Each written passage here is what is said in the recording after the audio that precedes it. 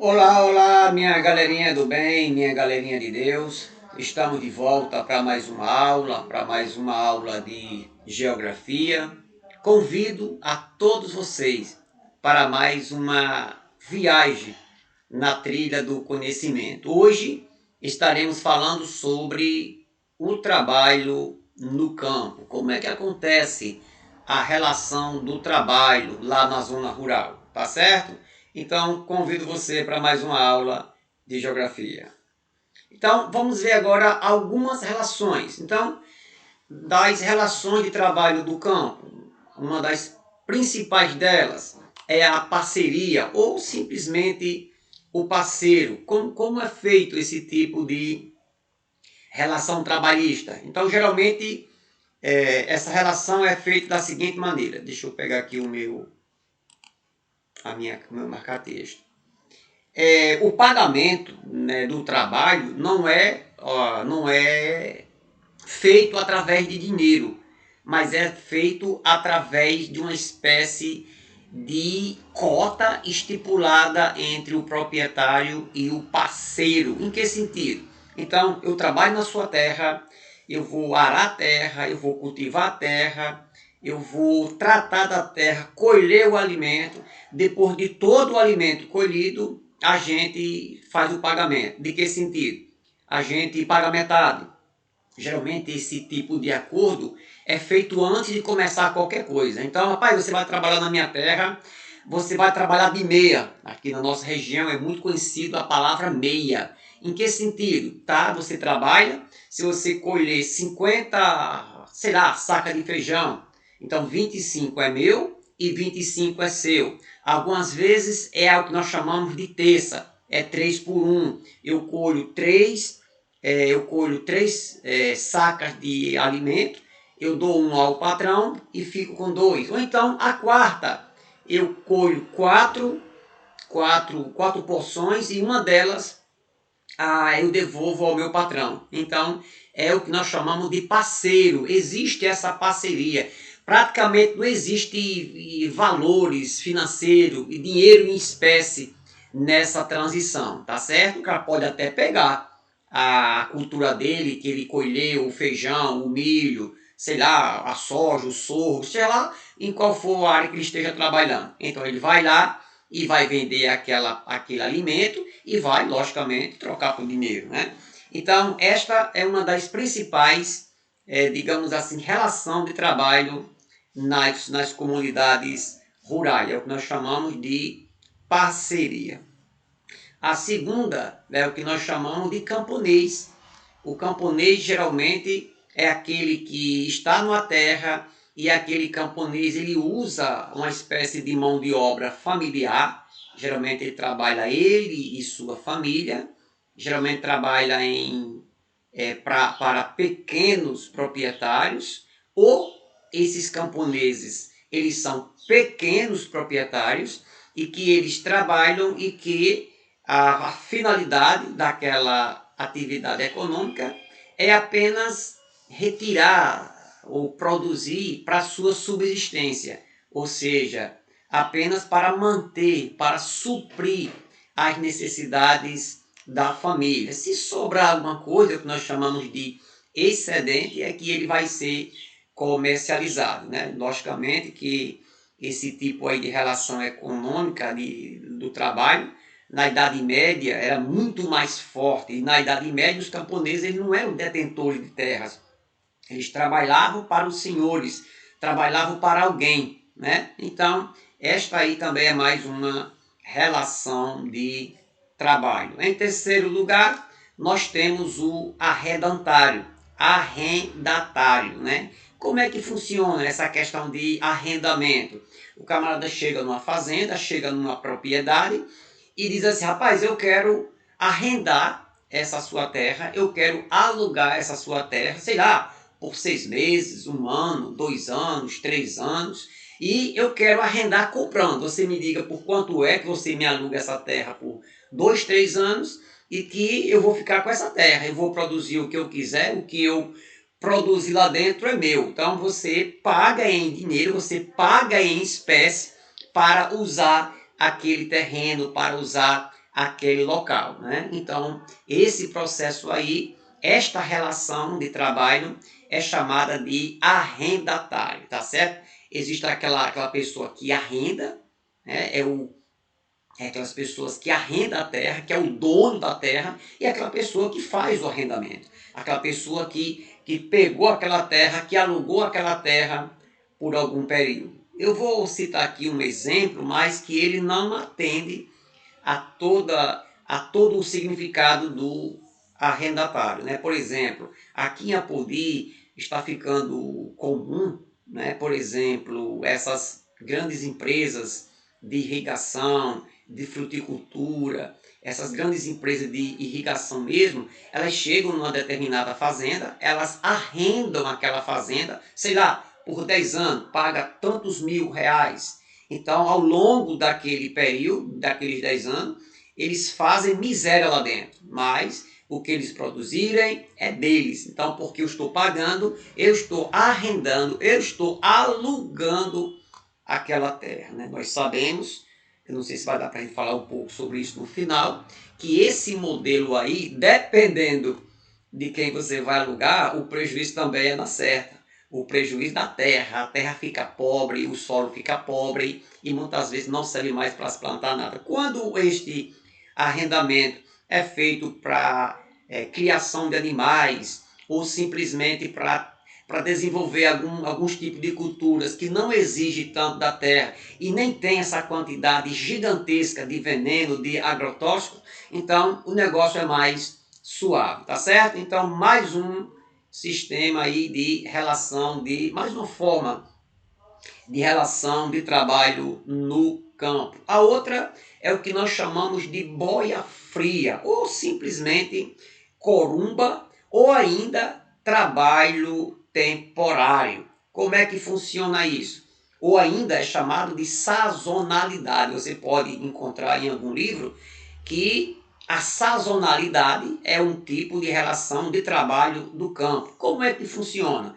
Funciona que o proprietário, o fazendeiro, ele contrata uma quantidade X de trabalhadores para trabalhar na sua terra só durante aquela safra. Tipo, chegou o inverno, eu vou plantar feijão, eu vou plantar milho, eu vou plantar sorgo, eu vou plantar aí qualquer outro gênero agrícola. Então, desde o início da plantação até a colheita, 2, 3 meses, eu tenho 30, 40 homens trabalhando para mim. Depois que eu colher o alimento, depois que eu estocar o alimento ou vender o alimento, eu dispenso aquele tipo de trabalho, aquele tipo de trabalhador. É por isso que nós chamamos de um trabalho temporário e ao mesmo tempo é sazonal. É só durante uma época do ano, é só durante um certo período, é só no período de safra, como nós chamamos aqui na nossa região. E ele também é conhecido, esse sistema é conhecido também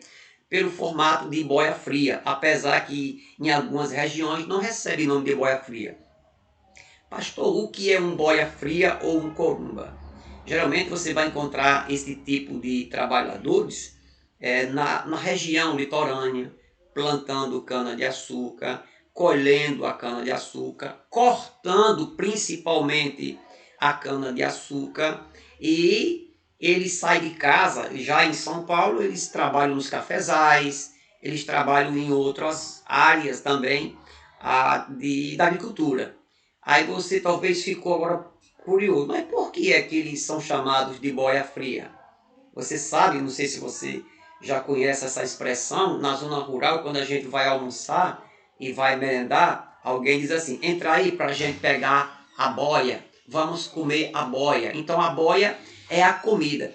Como esse tipo de trabalho, ele nem sempre é executado próximo da casa do trabalhador, esse trabalhador, ele levanta de madrugada, ele, a esposa, muitas vezes um ou outro filho, fazem a comida para comer lá no cercado, para não perder o tempo de fazer fogo e de fazer a comida. Então eles levam a comida numa espécie de marmita, numa espécie de vasilha. Quando eles vão comer essa comida, lá perto de meio-dia, a comida está o quê? Está fria. A boia está fria. é um dos tipos de trabalho que no Brasil tem recebido muita fiscalização, porque muitos desses boias frias eles estão trabalhando numa condição semi-escravos.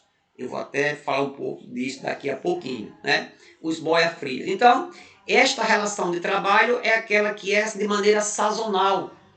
A gente contrata um trabalhador por um período e depois dispensa esses camaradas. Não tem esse negócio de pagar um salário justo, não tem esse negócio de assinar uma carteira, não tem esse negócio de tirar férias. Não, o camarada só presta para o proprietário enquanto ele de fato está produzindo, recebendo baixíssimos salários.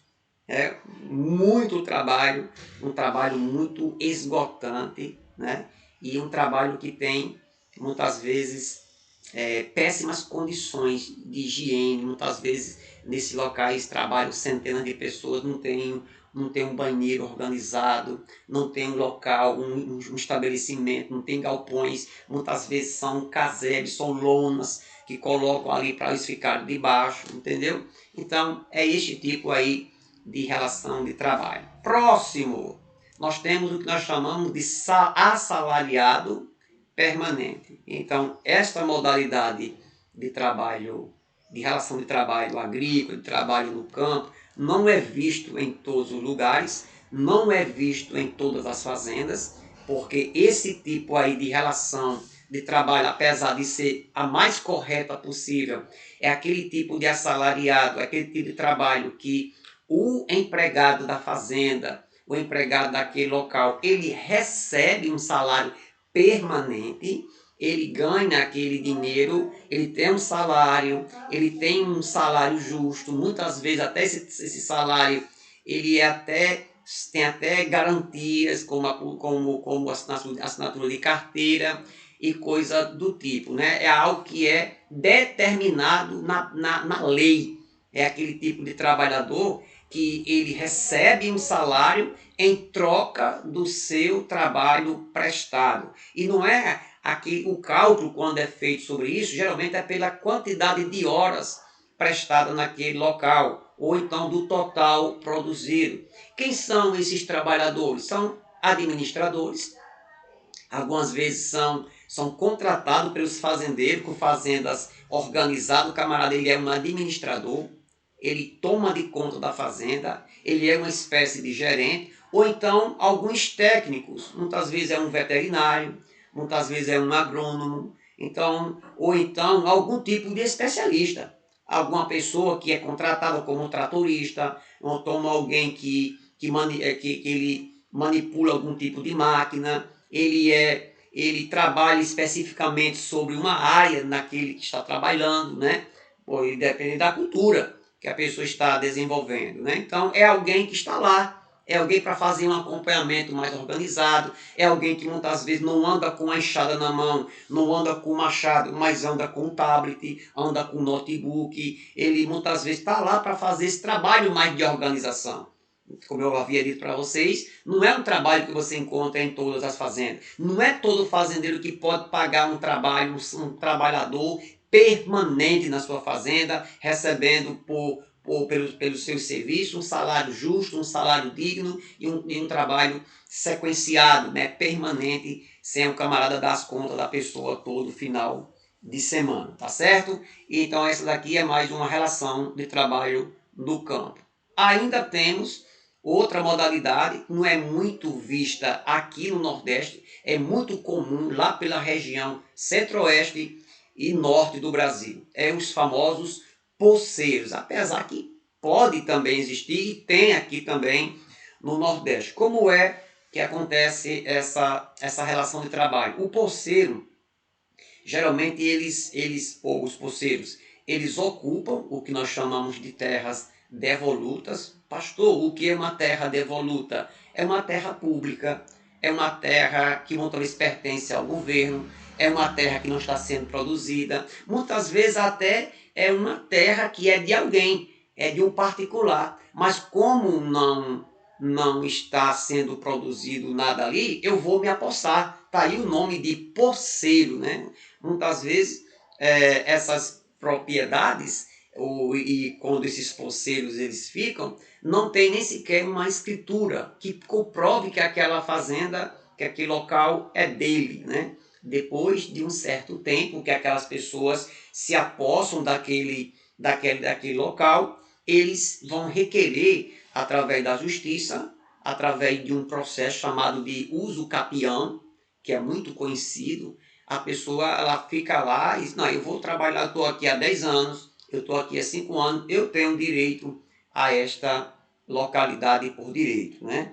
Aqui nessas regiões de assentamentos, principalmente aqui no Nordeste brasileiro, e logicamente os assentamentos em todo o Brasil, tem aquele negócio, né? Um grupo de pessoas invade um terreno, invade uma fazenda, começam a construir ali, começam a produzir ali, e muitas vezes é uma forma de pressionar o governo a desapropriar aquela terra e transformar aquela terra, aquele local, em uma espécie de assentamento, um PA, um projeto de assentamento, através de um processo conhecido como reforma agrária, né? Quando o governo, quando as autoridades elas distribuem terras. Então, mas nessa forma aí do poceiro, o negócio sempre no início é aquele negócio meio que tenso.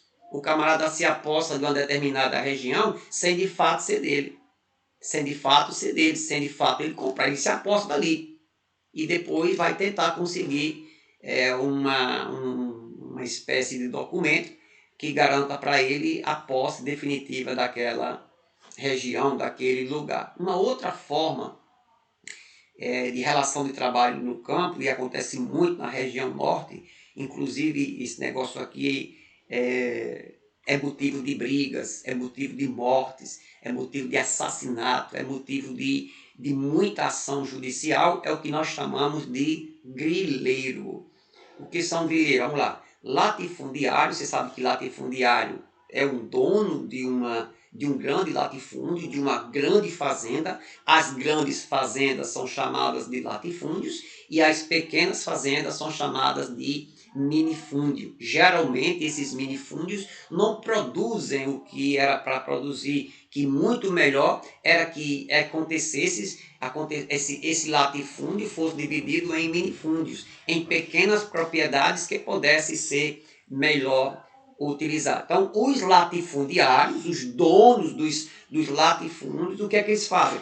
Eles expandem as suas terras para as terras vizinhas, tomando posse das terras vizinhas, apresentando muitas vezes documentos falsos. Aqui, eu tenho aqui esse documento aqui é dessa fazenda aqui vizinha. Eu tenho uma prova de que essa fazenda é minha também. Apresentando muitas vezes um documento falso, que muitas vezes esses latifundiários, eles conseguem algum tipo de escritura pelo coloio, até nós colocamos aqui um coloio, né? Coluio, que nós chamamos aqui de um coloio, né? Fizeram um acordo ceboso com alguém das leis e conseguiram uma espécie de documento falso.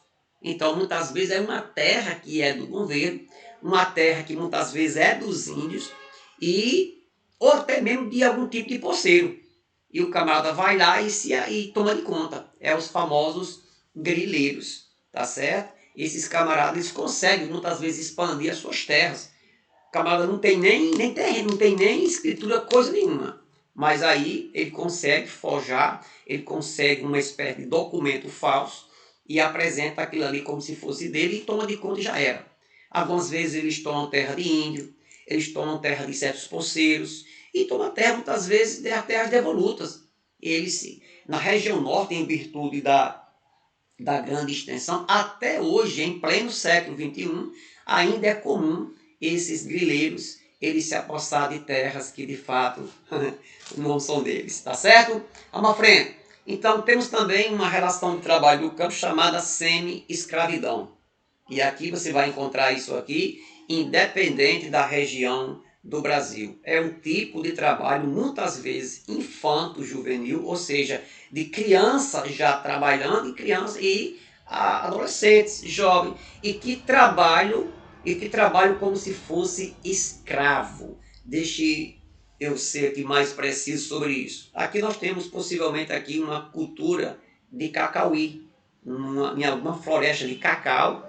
Você está vendo aí crianças trabalhando, essas crianças elas trabalham, essas crianças deveriam estar estudando, essas crianças elas deveriam ter, mesmo se ela estivesse trabalhando aí com 16, já poderia trabalhar como aprendiz, poderia ter um sistema que organizasse esse trabalho mais digno, que pagasse a eles uma espécie de salário digno, mas não é isso que acontece. Geralmente nessas fazendas, que aí vai acontecer lá no sul dos canaviais, aqui no Nordeste, lá nos cafezais, lá pelo centro-oeste do Brasil, na região norte, mais próximo da floresta, você encontra muitas fazendas que oferecem um salário miserável para os seus trabalhadores, não recebe nenhum tipo de proteção, nenhum tipo de situação que diga assim, essa pessoa está trabalhando de maneira digna. Muitas vezes é em locais insalubres, em locais frios, em locais muitas vezes sem ter proteção nenhuma e pagando um salário praticamente de um escravo. Eu estou citando aqui um salário de um escravo, mas geralmente escravo não recebe salário coisa nenhuma. Então nós encontramos inclusive desses trabalhos aqui no nosso querido Rio Grande do Norte. A gente escuta falar de trabalho semi-escravo no sal, de trabalho semi-escravo na produção de carvão, na produção semi-escravo lá na cana-de-açúcar, de trabalho semi-escravo na crianças quebrando pedra, e podem falar aí de outras áreas. Então, é uma relação de trabalho muito esquisita. As leis, os órgãos, as autoridades têm combatido esse tipo de trabalho. Deixe-me dizer uma coisa, que o senhor não quer que o adolescente trabalhe, você quer que o adolescente vá para a rua dar trabalho, que ele vá roubar, que ele vá fazer o que não presta, porque tem que trabalhar, aqui é outra questão. Eu sou do acordo que se um adolescente com 16 anos ele pode votar, com 16 anos ele pode dirigir, com 16 anos ele pode trabalhar. Agora, é preciso que todas essas funções elas sejam feitas de maneira digna. Entendeu? Se o camarada com 16 anos ele pode votar, ele pode também ser responsável judicialmente por aquilo que ele faz. Não é que nem alguns pais eles fazem em relação aos seus filhos, que para algumas coisas os filhos são crianças e para outras coisas os filhos são velhos. Algumas vezes o pai diz, você não vai para tal canto, menino, porque você ainda é menor, você ainda é uma criança, e todo pai faz isso, né? Aí tem outras áreas, o cabeceiro, levanta, você não é mais um menino não, vá fazer isso, você não é mais uma criança. Então, parece que nós, os pais, parece que algumas vezes nós somos assim, bipolar na criação dos nossos filhos. Algumas vezes a gente acha que os filhos já estão velhos demais para algumas coisas e para outras eles são jovens demais. Mas o que eu quero dizer com isso é que sobre o trabalho do adolescente, é preciso que esse trabalho também não ocupe o tempo que ele deve estudar. Né? Então, além dos cuidados, da maneira que ele deve trabalhar, e também que a criança, o adolescente, mesmo se ele for trabalhar, mas ele deve ser lei. Na verdade, no Brasil, o ensino fundamental é lei, é obrigatório. Ele deve também ser obrigado a estudar. Se você for aí para o meio futebolístico, grande parte desse jogador de futebol, ele não conclui nenhuma faculdade. Muitas vezes não termina nem o ensino médio, porque parte para um ramo de esporte, muitas vezes o que eles ganham aí em 3 anos de profissão é o que o camarada poderia ganhar no resto da vida todinha, apesar que ganhar dinheiro com futebol é para alguns, é para os Neymar da vida, é para os Cristiano Ronaldo, os Messi da vida. Grande parte desses jogadores de futebol ganha por mês 2 salários mínimos, tá certo? Então, mas deixa assim aí esse alerta. Quando eu falo aqui de trabalho semi-escravo, eu coloquei aqui um trabalho infanto-juvenil, mas tem trabalho escravo no Brasil com adultos, nesses mesmos lugares que eu acabei de falar aqui para você. Nós temos maus tratos, nós temos pessoas trabalhando em situação mesmo desumana, pessoas trabalhando em minas de carvão, pessoas trabalhando em determinados empregos, determinadas atividades que realmente são muito desigual, é muito desgastante e recebendo um salário bastante pequeno, tá bom? Nós ainda temos ainda uma outra relação, sai do meio para não bater em você. Ainda temos ainda uma outra relação de trabalho e esta é que é complicada. Geralmente é o que nós chamamos de jagunço. O jagunço geralmente é um pistoleiro. O jagunço geralmente é um capanga, apesar que nem todo jagunço ele é um pistoleiro, mas é muito comum, algumas vezes, aqui no Nordeste tinha muito isso, né? Tinha muito isso. Os jagunços, né? O bando de Lampião chamava os seus cangaceiros, muitos deles chamavam de jagunço. Alguém que entra no mundo do crime chamava de jagunço. Então, eles são contratados para policiar e inibir as ações dos poceiros e sem terras. Muitas vezes são os grileiros que contratam os jagunços. Ó, você vai tomar de conta da minha fazenda. Não deixa ninguém pôr o pé aqui dentro. Apareceu, então vem aqui com alguma revolta, algum tipo de invasão, queime esse pessoal, bota para correr. E se for preciso usar a força, que vocês usem, né? Então, em algumas regiões, os jagunços eles se envolvem em crimes, em atos de extrema violência. Alguns outros não. Alguns outros trabalham para o seu patrão, muitas vezes inibindo as pessoas e guardando os seus fazendeiros, guardando os seus patrões e tem feito esse trabalho. Apesar que cada vez que se passa, esse tipo de jagunço, com essa modalidade de trabalho, tenha diminuído bastante, tá certo? Aqui nós temos uma atividade para você, tá certo? Uma atividade composta por... Aqui ficou esquisito, quando eu fui digitar aqui, ficou mais esquisito. Mas a número 1, ó, cite as formas de trabalho do campo.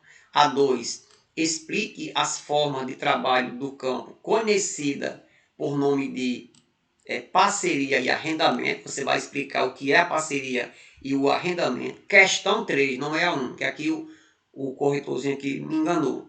A terceira pergunta, o que é um boia fria e por que recebe esse nome? A quarta pergunta, quais os benefícios do trabalho assalariado permanente?